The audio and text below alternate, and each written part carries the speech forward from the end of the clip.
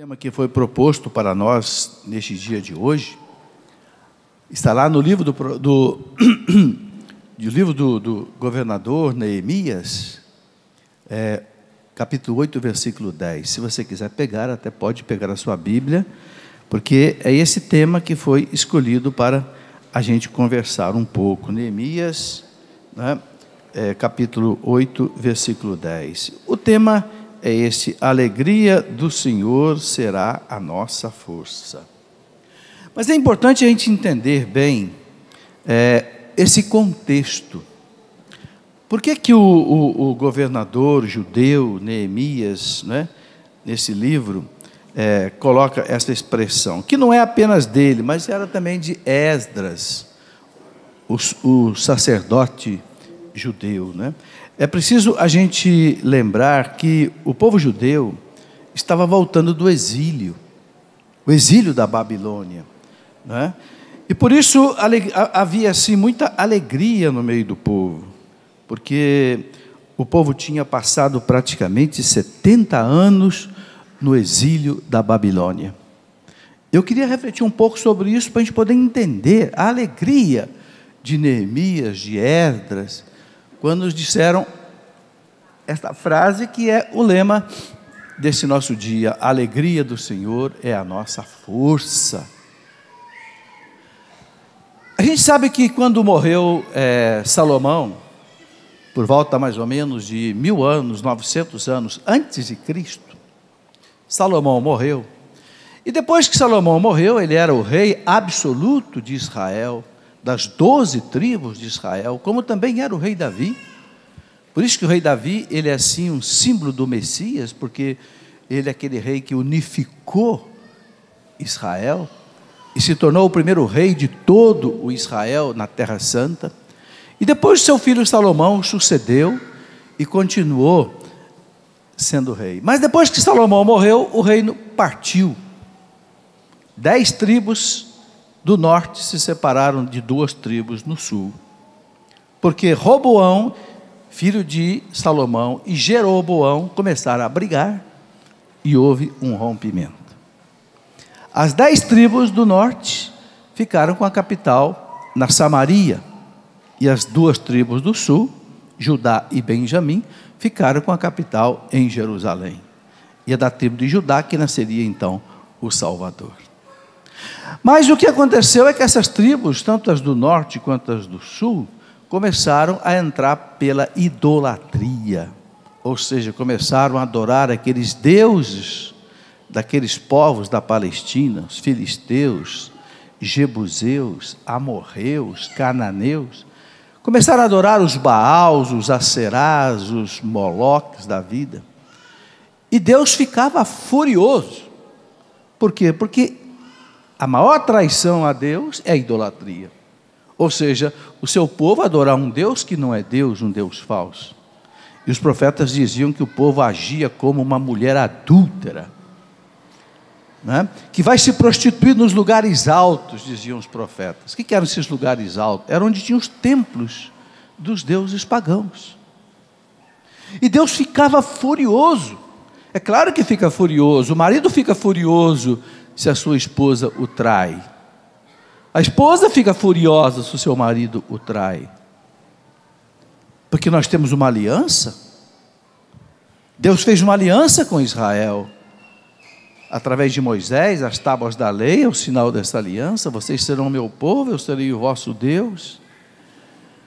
Então o que Deus faz com aquele povo de Israel? Deixa aquele povo sofrer.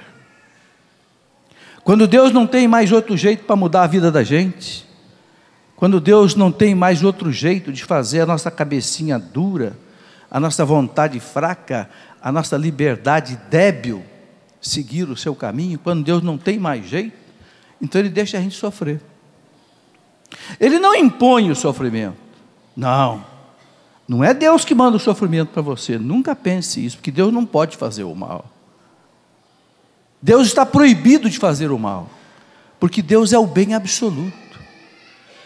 Mas então como é que existe o mal? Como é que eu sofro? É outra coisa. Deus permite que o mal te atinja, mas não é Ele que manda o mal para você. Uma coisa é você pegar uma gripe, outra coisa é eu pegar o vírus da gripe e eu colocar o vírus da gripe dentro de você. É completamente diferente. Deus nos abençoa, Deus nos protege, Deus não deixa o mal nos atingir. Mas quando a gente não quer saber de Deus, quando a gente fica chutando a canela de Deus, o que Deus faz? Deus se retira. Você não me quer? Você prefere adorar os deuses desse mundo? Você prefere ser feliz aí no adultério, na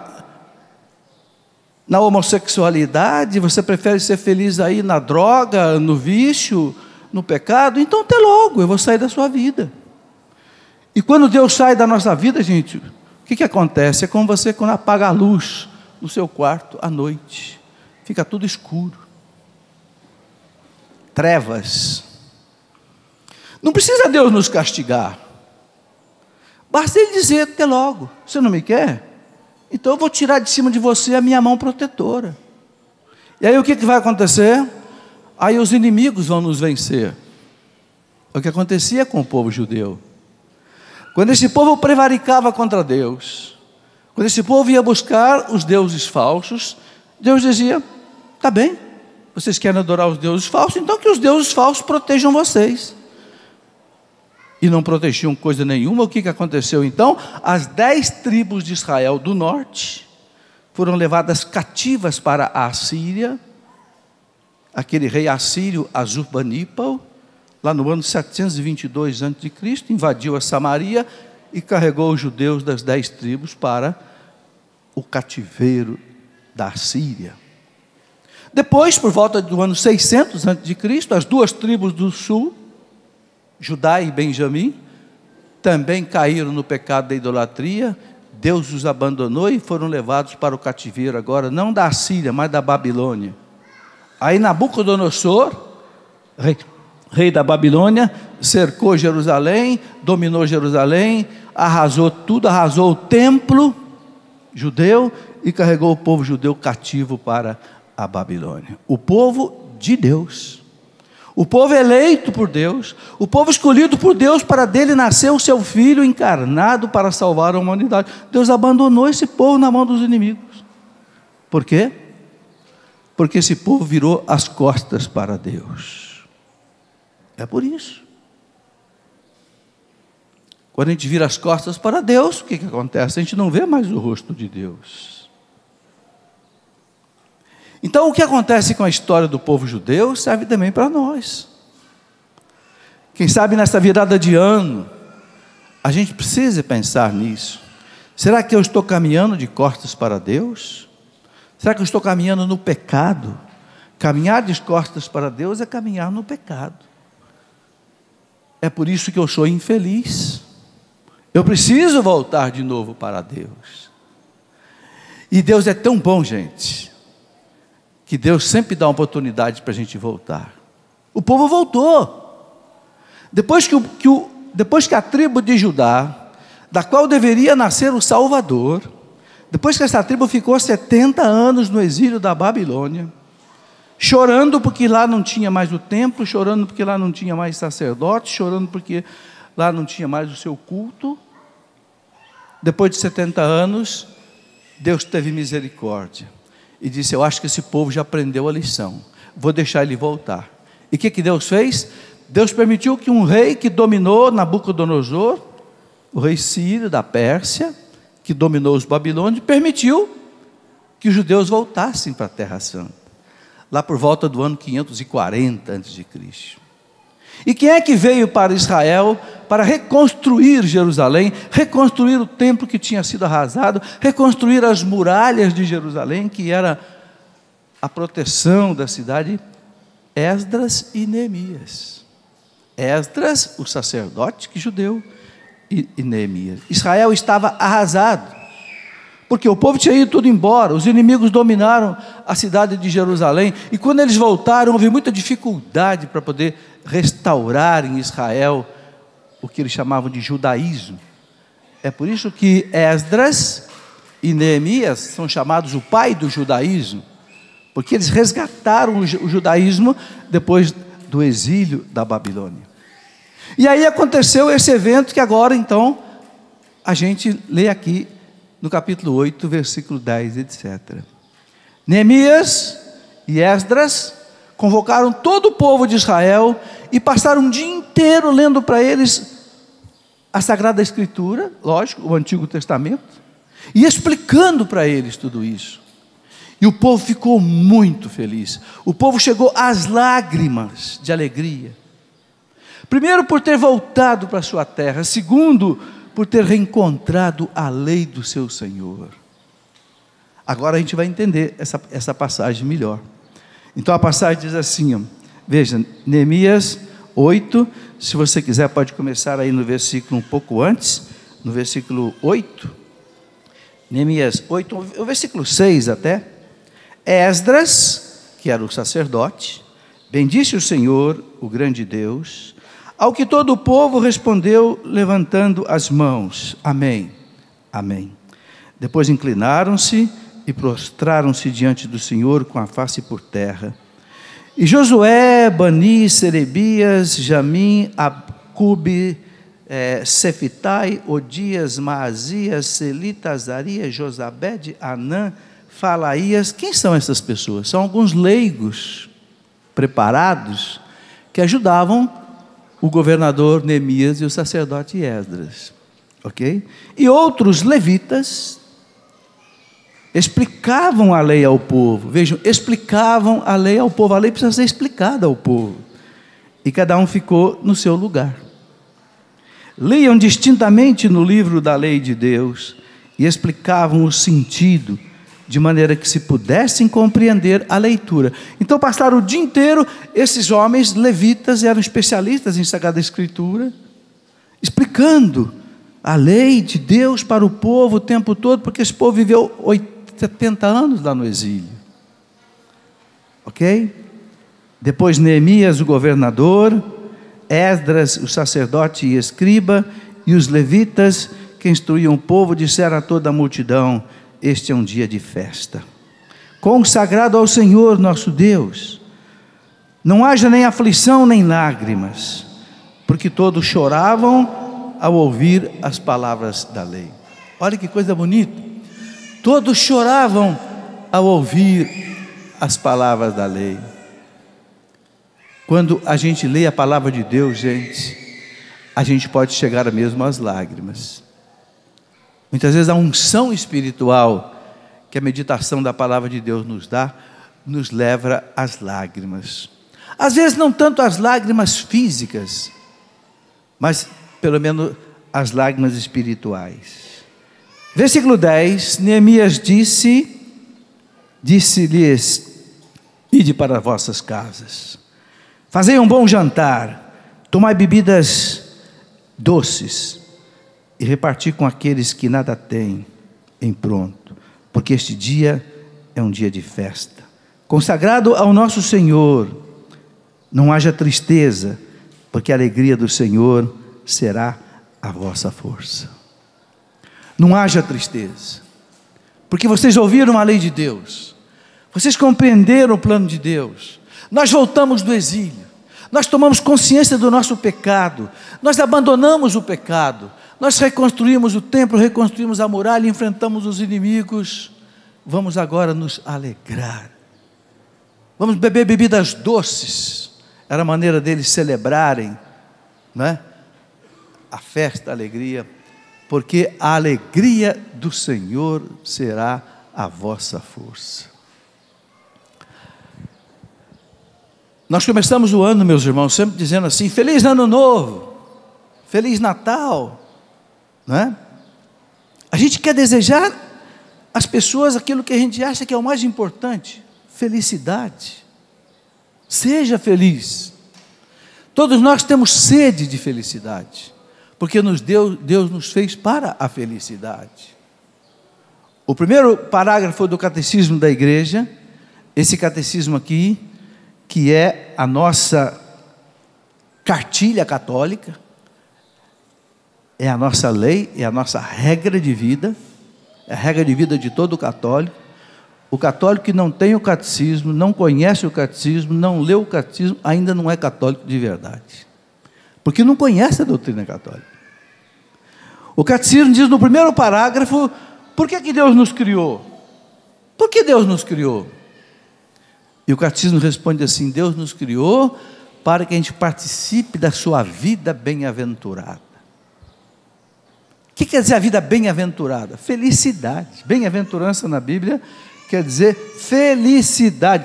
Deus nos fez para sermos felizes nesta vida e na eternidade. O pecado atrapalhou o plano de Deus. Não era para haver o sofrimento, não era para haver a morte, não era para existir as lágrimas. Tudo é culpa do pecado. São Paulo diz que o salário do pecado é a morte. Romanos 6, 23. O salário do pecado é a morte. Quer dizer, todo o sofrimento, toda a tristeza, toda a lágrima vem do pecado. O pecado estragou o plano de Deus. Mas Deus consertou tudo de novo. Teve que pagar um preço muito caro. Teve que pagar um preço infinito.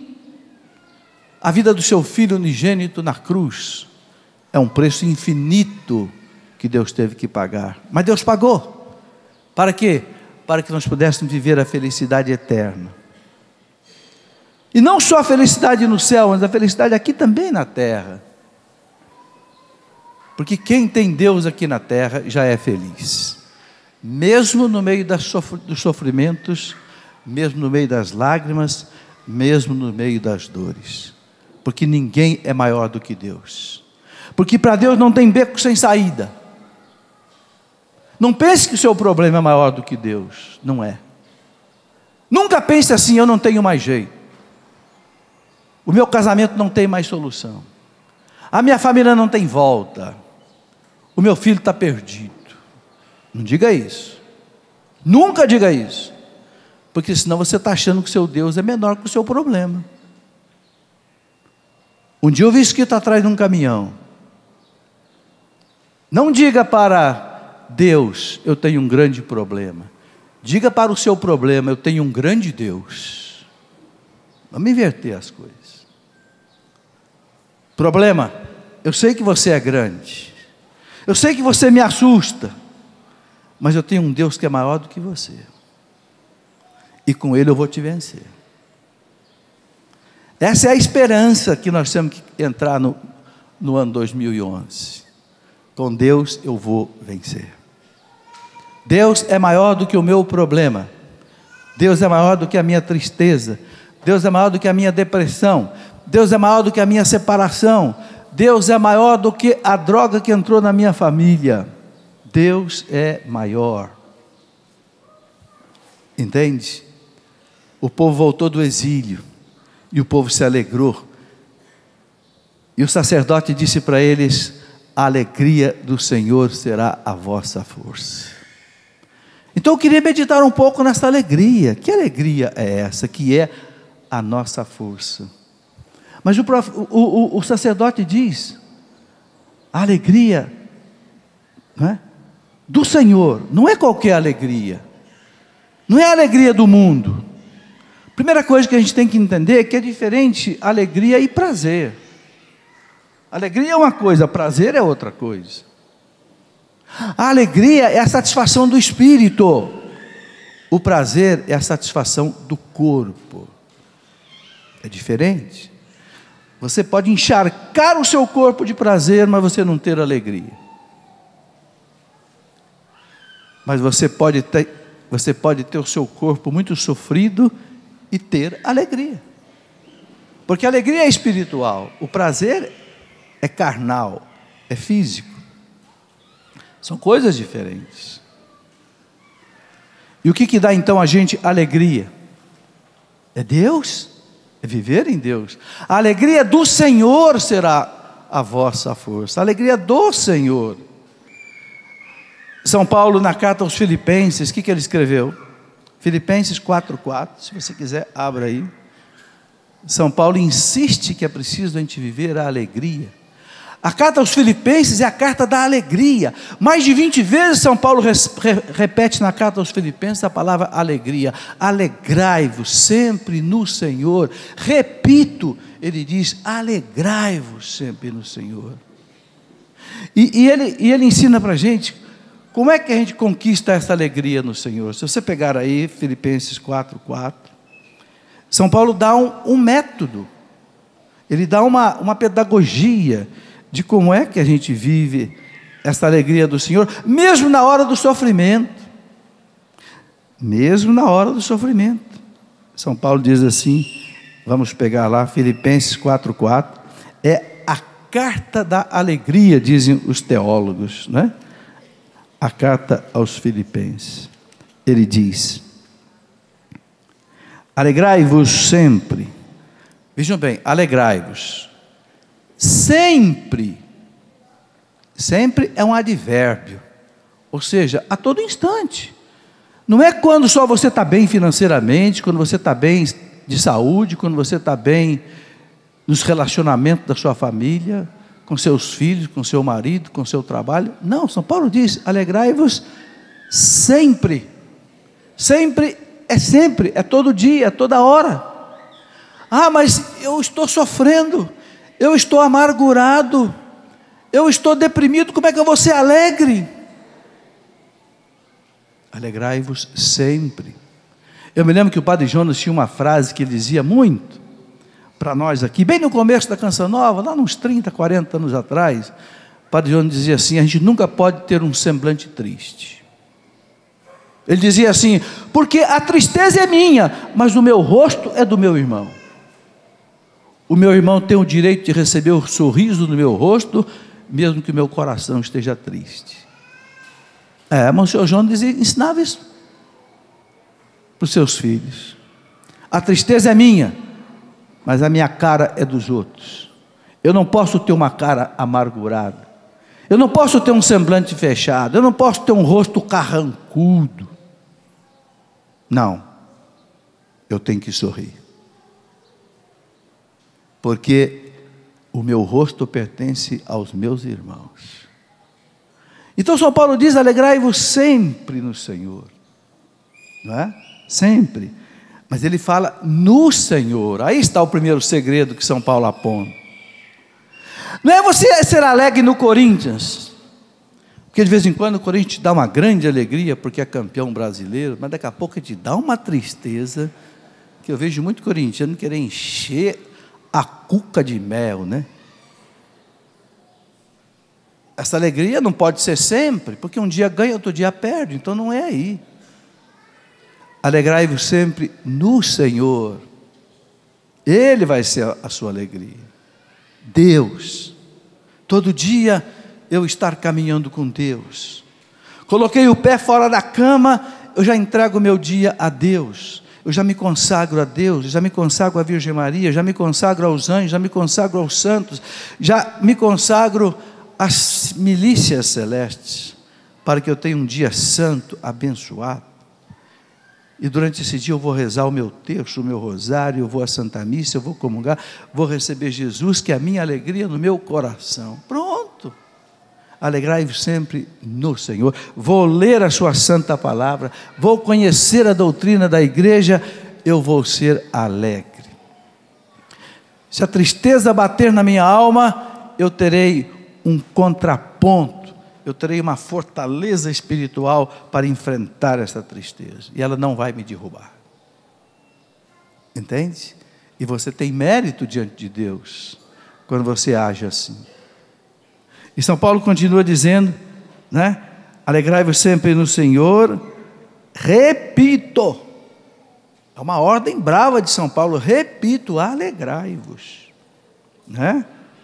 Seja conhecida de todos os homens a vossa bondade. Aí São Paulo começa a mostrar como é que a gente é feliz. Se você é bom, você é feliz. Por quê, gente? Porque a alegria, a felicidade, ela brota onde? No bojo da virtude. É no seio da virtude que a gente encontra a felicidade, encontra a alegria. São Paulo diz então que todos conheçam a sua bondade. Se você é bom, você vai ser feliz. Porque fazer o bem faz bem. Não é isso que o povo diz? Fazer o bem faz bem. Um bem que ninguém rouba de você, uma alegria que ninguém rouba de você, é quando você faz o bem para alguém. Quanta gente a gente viu nesse Natal dando uma cesta básica para uma família, outro dando um presente, outro dando... Por quê? Porque faz bem, alegra o coração da gente fazer o bem para o outro. O outro é meu irmão. Fazer o bem faz bem. Então São Paulo começa dizendo, né, que deve ser conhecido de todos a vossa bondade. Seja bom. Eu escrevi um livro que eu chamei de Para Ser Feliz. Uma espécie de uma autoajuda, mas cristã, né? Tem muita autoajuda por aí que, pelo amor de Deus, tem pouca coisa de cristão.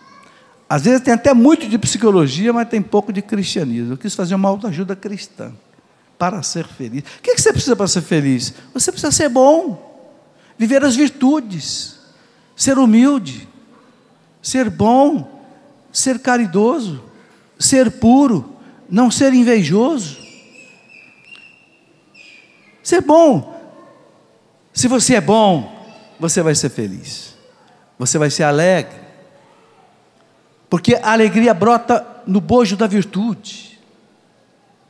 Porque a virtude vem de Deus. Então São Paulo diz isso para nós. É preciso ser bom. Depois ele diz, o Senhor está próximo. É outra coisa que você precisa para você ser feliz sempre. Lembrar que o Senhor está próximo. Lembrar que nenhum fio de cabelo cai da sua cabeça sem que Ele permita. Ainda que uma tragédia esteja diante dos teus olhos, você tem que dizer, o Senhor está próximo. O Senhor está aqui. O Senhor não vai me desamparar nesse sofrimento que eu estou vivendo neste momento. O Senhor está próximo. Então, primeiro, ser bom. Segundo, lembrar que Deus está próximo. O que é esse Deus está próximo? É a fé. São João diz lá na sua primeira carta, esta é a vitória que vence o mundo, a nossa fé. Esta é a vitória que vence o mundo, a nossa fé. Eu creio no Senhor. O Senhor está próximo, o Senhor está vendo o que eu estou passando.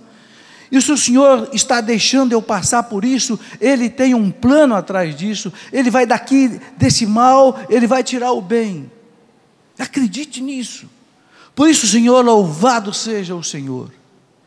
Não pelo sofrimento que eu estou passando, não pelo mal que eu estou passando. Ninguém deve louvar nada pelo mal, porque o mal não vem de Deus, mas deve louvar pelo bem que Deus vai tirar desse mal. Bendito seja Deus. Santo Afonso de Ligório, doutor da igreja, naquele livro extraordinário dele chamado A Prática do Amor a Jesus Cristo, Santo Afonso de Ligório dizia assim, né? Vale mais um bendito seja Deus na hora do sofrimento do que 1000 atos de louvor quando tudo está bem. Um bendito seja Deus quando tudo está fervendo, vale mais do que 1000 atos de louvor quando tudo está bem. Porque Deus prova a nossa fé, meus irmãos, é quando a casa pega fogo.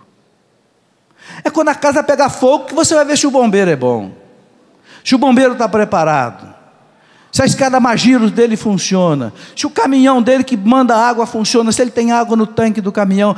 O bombeiro só é testado na hora do incêndio. O bombeiro não é testado quando ele está lá no quartel, bonitinho, limpinho, não. O bombeiro é testado se ele é um bom bombeiro quando a sirene toca. E ele tem que voar para cima daquele caminhão e sair que nem uma bala para enfrentar o incêndio. É nessa hora que Deus vai provar a sua fé. É na hora da provação, meus irmãos, que Deus fica sabendo quem é que você é. E quanto mais Deus precisa da gente, mais Deus testa a gente. Porque é claro, gente, eu não posso mandar uma pessoa despreparada para cumprir uma missão difícil. Deus também não pode mandar a gente para uma missão difícil se a gente não está despreparado. Então o que a gente faz? Tem que testar o sujeito. Você que é empresário, você que é dona de casa, você contrata qualquer pessoa para trabalhar para você? Não, você não contrata não. Você faz ele passar por um exame, por uma seleção. Esse é bom, esse passou em primeiro lugar, é esse que eu quero. Deus também faz assim com a gente. Ora, nós não lembramos da história de Abraão? Depois de 25 anos de promessa que Deus ia dar um filho para Abraão, aí Deus chega para Abraão e diz: Abraão, agora eu quero que você sacrifique seu filho para mim. Porque eu sou mais importante do que você e do que seu filho. E eu sou mais importante até do que a promessa que eu te fiz. Eu acho, gente, que nenhum de nós passou nessa vida uma prova tão difícil como Abraão passou. Mas Abraão não teve dúvida. Deus mandou, Deus sabe o que faz. Ia sacrificar Isaac. Na hora que ele levantou o cutelo, o anjo do Senhor segurou a mão de Abraão. Não mate o menino, porque agora eu sei que você me ama, eu sei que você é fiel. Agora, Abraão, eu posso começar em você a história da salvação, eu posso começar em você o meu povo, do qual vai nascer o Salvador do mundo, Jesus Cristo, nosso Senhor, filho de Abraão. Mas ele botou Abraão na prova de fogo. Gente, Deus tem que saber em quem ele vai conceder a responsabilidade. É nessa hora que a nossa fé é provada. Então São Paulo diz: o Senhor está perto. É a fé, acredite, o Senhor está perto. A casa não vai cair, o mundo não vai acabar por causa desse sofrimento que eu estou passando, porque o Senhor está perto. Eu vou manter a minha alegria espiritual. E São Paulo continua dizendo aqui para nós uma outra coisa muito importante, não é? Ainda aqui no Filipenses 4:4 e seguinte: não vos inquieteis com nada. Não vos inquieteis com nada. Quem de nós é capaz disso, hein, gente? Não se preocupar com nada. São Paulo apenas está fazendo eco aquilo que Jesus já disse lá no Sermão da Montanha. Lá no Sermão da Montanha, capítulo 6, versículo 64, Jesus diz: não vos preocupeis com a vossa vida. Não vos preocupeis com a vossa vida, porque o Pai do céu sabe que vocês precisam dessas coisas todas.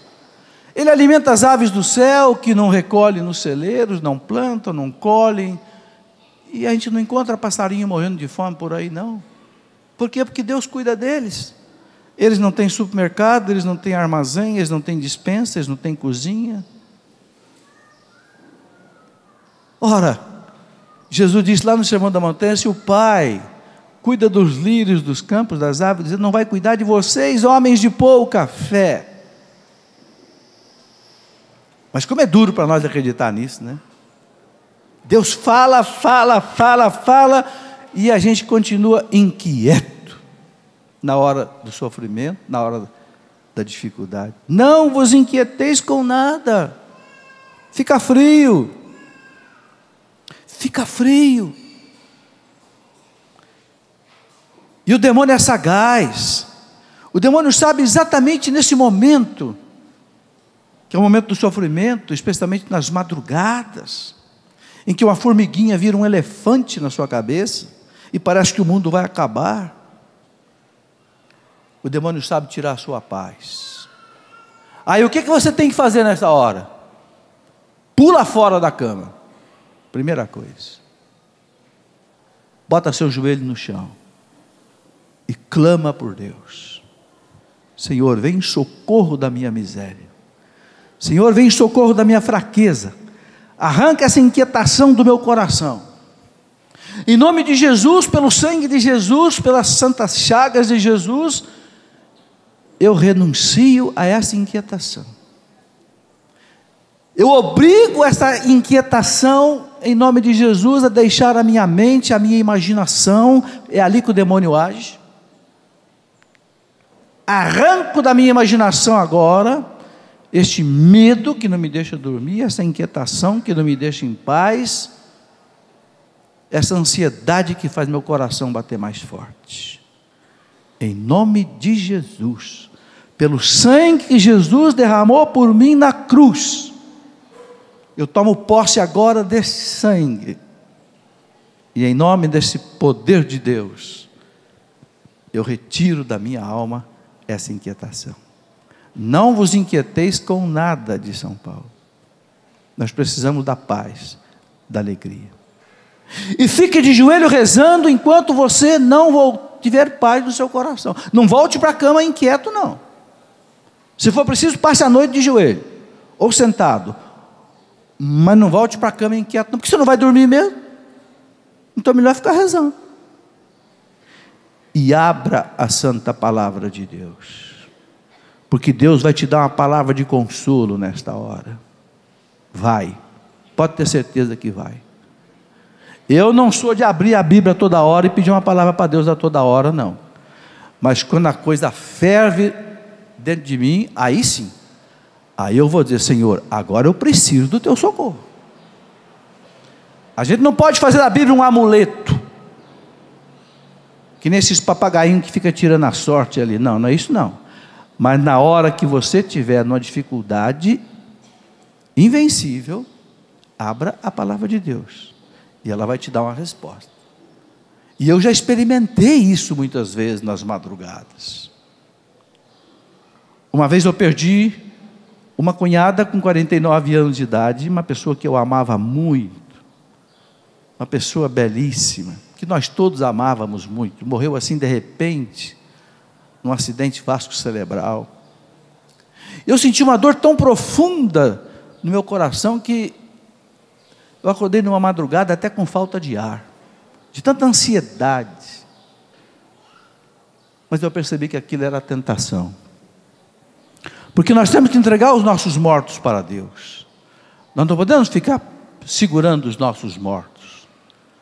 Se você ficar segurando o morto com você, você vai sofrer 3 vezes mais. Entregue para Deus. Como disse o Jó: Deus dá, Deus tira, bendito seja Deus. Entregue para Deus. O melhor remédio para você enfrentar a morte é entregar a pessoa que morreu para Deus. Senhor, Ele é teu. O Senhor nos deu, muito obrigado. O Senhor o levou, bendito seja Deus. E naquela noite eu abri a Bíblia, e meus olhos caíram numa palavra na carta aos Romanos, no final da carta aos Romanos, capítulo 16, que dizia assim: em breve, Deus esmagará Satanás debaixo dos vossos pés. Aquela palavra que naquela madrugada que eu não conseguia dormir, eu tirei. Em breve, finalzinho da carta aos Romanos. Em breve o Senhor vai esmagar Satanás debaixo dos vossos pés. E eu percebi que eu estava mesmo tentado aquela noite. Eu continuei rezando, meu coração se acalmou, e eu voltei a dormir. Vocês entenderam, gente? Nós temos que usar esse poder que Deus nos deu, o poder do sangue de Cristo, o poder da palavra de Deus, o poder da oração, o poder da intercessão de Nossa Senhora, dos anjos, dos santos, de São José. Clame pelo céu. Nada vos inquieteis, diz São Paulo. Está aqui. Não vos inquieteis com nada. Em todas as circunstâncias, apresentai a Deus as vossas preocupações, mediante a oração, as súplicas e a ação de graças. Olha o que eu falei: oração, súplica. Súplica é você clamar diante de Deus: Senhor, tenha piedade de mim, Senhor. Eu estou afundando, Senhor, nessa tentação. Misericórdia, Senhor. Súplica, oração, ação de graças. É o remédio que São Paulo dá para nós vivermos a alegria. Alegrai-vos sempre no Senhor. E ele completa dizendo, né? E a paz de Deus, que excede toda a inteligência, haverá de guardar vossos corações e vossos pensamentos em Cristo Jesus. Veja como é que São Paulo fecha de maneira muito bonita. E a paz de Deus é o que mais nós queremos. A paz de Deus, não é? E a paz de Deus que supera todo entendimento, toda inteligência. A paz de Deus que nenhum psicólogo pode te dar, a paz de Deus que nenhum médico pode te dar, a paz de Deus que até nenhum padre pode te dar.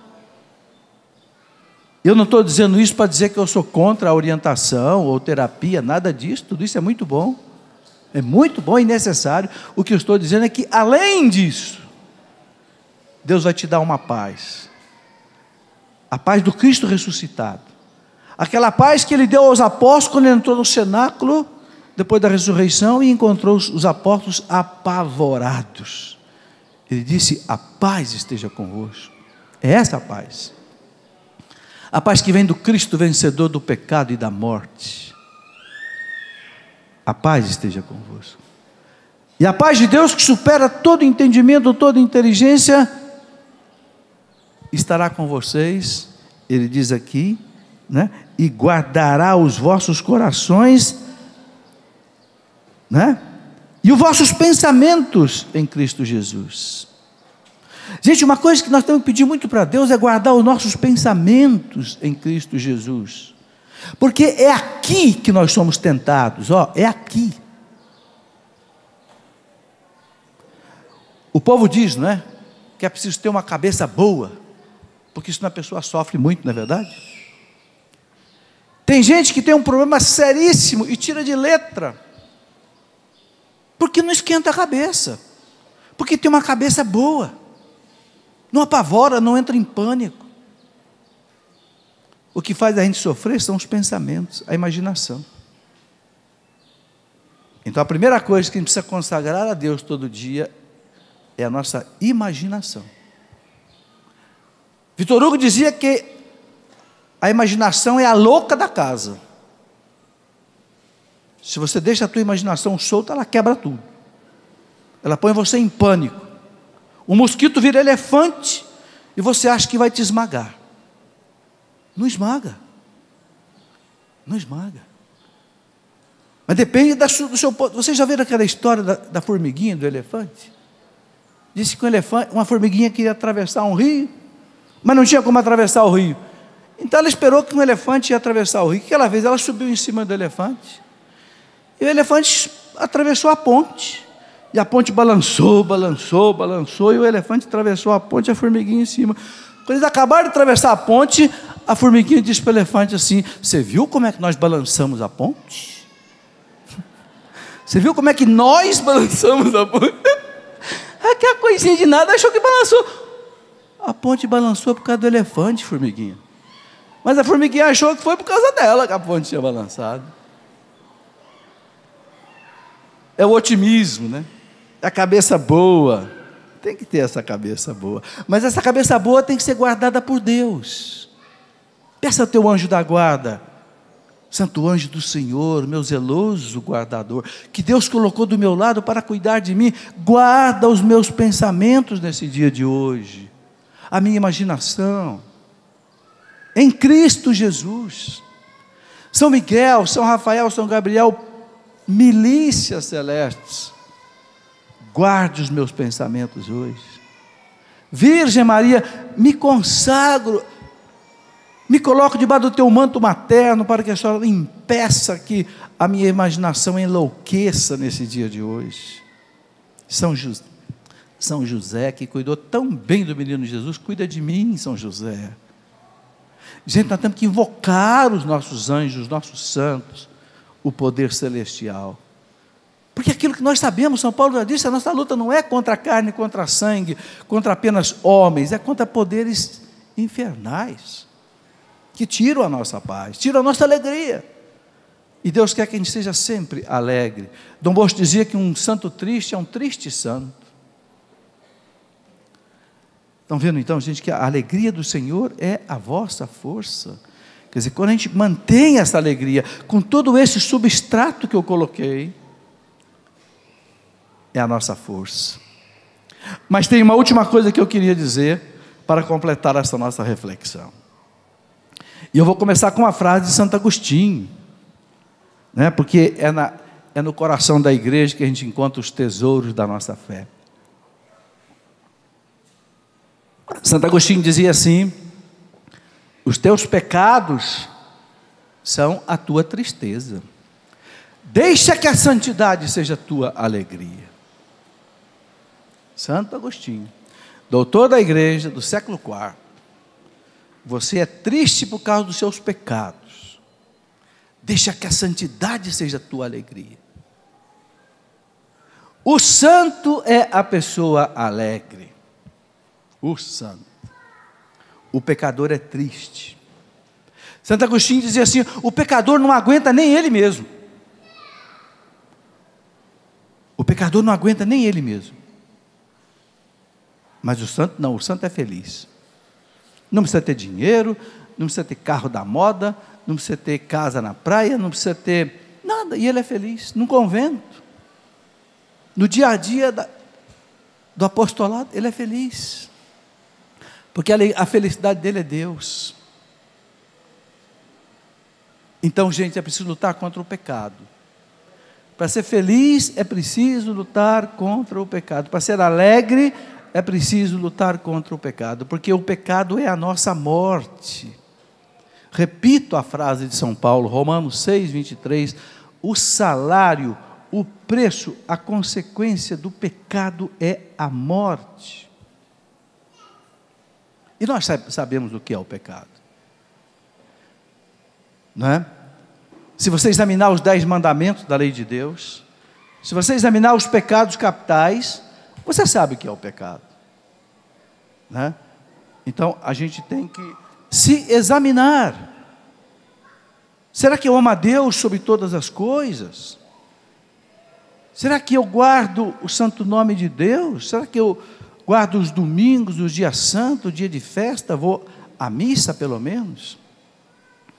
Será que eu sei honrar pai e mãe? Será que eu cuido da minha família? Será que eu sou um marido fiel? Eu sou uma esposa fiel? Eu sou... Não é? Não pecar contra a castidade? Será que eu adultério? Será que eu vivo na masturbação? Será que eu vivo na prática homossexual? Será? Não matar, não roubar, não desejar a mulher do próximo, não levantar falsos testemunhos? Será que eu sou maledicente? Será que eu fico falando mal dos outros? Na ausência dos outros? Como se eu fosse santo e não tivesse pecado? Como se eu não tivesse um cisco no meu olho? O pecado, meus irmãos. Muitas vezes a gente não enxerga o pecado, sabe por quê? Porque a gente não medita. Se você olhar para o ar aqui, você pode pensar que esse ar está 100% puro, mas não está não, gente. Esse ar está cheio de poeira, esse ar está cheio de gás carbônico, esse ar está cheio de oxigênio, nitrogênio, fósforo e tantos outros gases. Por que você não vê? Porque é invisível. É invisível. Mas se você pegar uma amostra desse ar, colocar num cromatógrafo ou no espectrofotômetro de massa, que são aparelhos químicos de análise de química analítica, você vai ver que ali está cheio de impureza. Mas os nossos olhos não veem. O pecado também é assim. O porco não sente que ele está na lama. Não é verdade? Ele se deita naquela lama. Mas se ele olhasse de fora, ele ia ficar horrorizado. O pecador também deita no pecado, se lameia no pecado, acha que está tudo bem. Porque ele não enxerga de fora. Porque ele não medita. Mas se ele pensasse um pouquinho nos pecados capitais, soberba, ganância, luxúria, gula, ira, inveja, preguiça e os seus filhos, ele levantaria correndo do pecado. Então a virada do ano, meus irmãos, para a gente buscar a alegria no Senhor, é preciso essa lavagem espiritual. É preciso um bom exame de consciência e é preciso uma boa confissão. Não tenham dúvida disso. O Canção Nova oferece aí os confessionários, os padres. Não perca a oportunidade. Se não puder aqui na sua paróquia, entende? Então a gente pode buscar a alegria. E essa alegria de um coração puro, gente, é preciso viver sobretudo na família. Nós somos pessoas casadas, a maioria de nós. Nós temos filhos, nós somos pais, somos mães. Nós temos que levar essa alegria para o lar. Esses dias eu Eu vi na internet uma historinha, até copiei ela aqui. Vou ler para vocês verem como é importante a alegria na família. A historinha que me mandaram dizia assim: um homem chegou em casa naquela noite, trazendo um mau humor que o caracterizava há alguns meses. Afinal, eram tantos os problemas, as dificuldades, que ele se transformara em um pai amargo, triste, mal-humorado, um marido ranzinza. Colocou a mão na maçaneta da porta e abriu. Deteve o passo porque ouviu a voz do filho lá de dentro, de seus 4 anos de idade, dizendo: mamãe, por que papai está sempre triste? Não sei, meu amor, respondeu a mãe com paciência. Ele deve estar preocupado com seus negócios. E o homem abriu a porta, escutou aquilo e parou. O homem parou sem coragem de entrar e continuou ouvindo. Que são negócios, mamãe? São as lutas da vida, meu filho. Houve uma pequena pausa e depois a voz da criança se fez ouvir outra vez. Papai fica alegre nos negócios, mamãe? Fica assim, filho, respondeu a mãe. Mas então por que ele tem essa cara tão triste aqui em casa? Sensibilizado, o pai pôde ouvir a esposa explicar ao pequenino: nas lutas de cada dia, meu filho, seu pai deve sempre demonstrar contentamento. Deve ser alegre para agradar ao chefe da repartição e aos seus clientes. É importante para o trabalho dele. Mas quando ele volta para casa, ele traz muitas preocupações. Se fora de casa precisa cuidar para não ferir os outros e mostrar alegria, gentileza, não acontece o mesmo aqui em casa. Aqui é o lar, meu filho, onde ele está com o direito de não esconder o seu cansaço, as suas preocupações, até o seu mau humor. A criança pareceu escutar atenta e depois, suspirando, como se estivesse pensando por longo tempo, desabafou: que pena, hein, mamãe? Eu gostaria tanto que ter um pai feliz, ao menos de vez em quando. Gostaria que ele chegasse em casa, me pegasse no colo, brincasse comigo, sorrisse para mim. Eu gostaria tanto. Naquele momento, o homem pareceu sentir as pernas bambearem. Um líquido estranho lhe correu dos olhos. E ele se viu chorando. Meu Deus, pensou, estou maltratando minha família. E ainda emocionado, irrompeu pela cozinha. Abriu os braços, correu para o menino, abraçou com força e o convidou: filho, vamos brincar. É isso, gente, que muita gente precisa ouvir.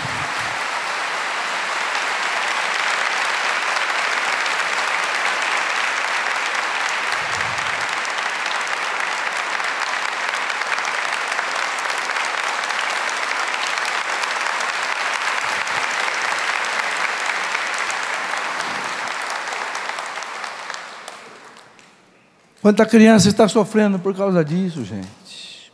Quanta criança. O pai sai de casa, trata muito bem a secretária, trata muito bem o patrão, trata muito bem os outros, porque são os outros, porque eu não posso perder o meu emprego, não posso perder meu trabalho, mas às vezes chega em casa e descarrega a sua bilis, descarrega a sua amargura em cima do filho, em cima da criança, às vezes até em cima do cachorro. Não, vamos virar isso. Vamos levar essa alegria de Deus também para dentro do nosso relacionamento familiar. Eu preciso ser um pai alegre, eu preciso ser uma mãe alegre. Os psicólogos dizem que muitos jovens vão para as drogas. Sabe por quê? Porque não aguenta o seu lar, um lar de briga, um lar de ofensas, um lar onde ele só é xingado, onde ele só é maltratado, então ele quer ir embora do lar. E muitas vezes ele cai na mão de alguém que não devia cair, e se desencaminha. Meus irmãos, tem uma última passagem aqui que eu quero encerrar com ela. Ainda é da carta aos Filipenses. Na carta aos Filipenses, capítulo 2, versículo 14, São Paulo diz uma frase muito importante. Ele está falando na carta da alegria. São Paulo diz: fazei todas as coisas sem murmurações nem críticas, a fim de seres irrepreensíveis e inocentes, filhos de Deus, íntegros, no meio de uma sociedade depravada e maliciosa, onde brilhais como luzeiros no mundo. Fazei todas as coisas, sem murmurações. A coisa que mais arrebenta uma família, meus irmãos, é a murmuração, a reclamação. O marido que chega reclamando, a mulher que chega reclamando. Nós não temos que reclamar, nós temos que conversar, temos que dialogar. Não destrua a sua família com reclamações, com lamúrias, com autopiedade.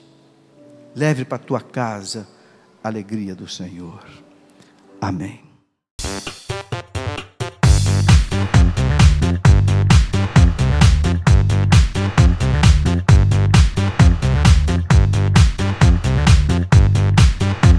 CançãoNovaPlay.com. Assine já!